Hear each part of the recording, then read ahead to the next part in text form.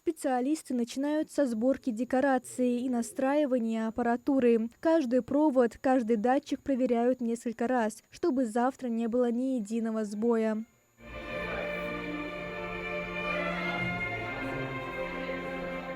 Это детский симфонический оркестр «Движения первых» под руководством заслуженного работника культуры России Сергея Проскурина. Среди юных талантов 13-летняя Арина Колесникова из Ялты. Она играет на скрипке уже 8 лет и совсем недавно присоединилась к творческой платформе «Звучи», которая и открыла ей дорогу на эту сцену. Я увидела объявление в группе, то, что оркестр поедет в Ингушетию, и то, что нужно очень мало человек. Я сразу начала звонить маме, чтобы она меня отпустила. Она отпустила, и я подала заявку свою, чтобы меня взяли.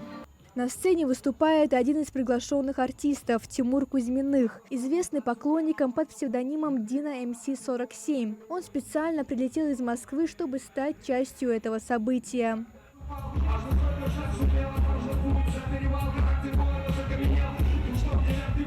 Концерт – это некая просветительская своего рода акция, да, для молодежи, для детей. Дети наши, все, дети – это наше будущее, и нам важно, чтобы они росли достойными, чтобы они правильно понимали то время, в котором они живут.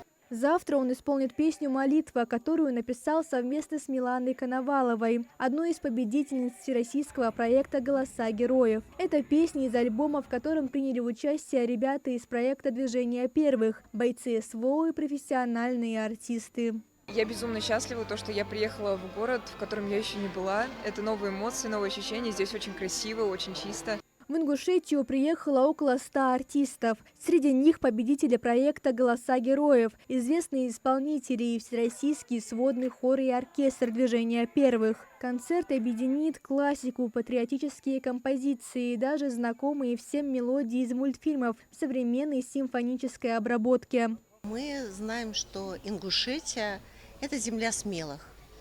А куда привозить детей для нашего воспитания?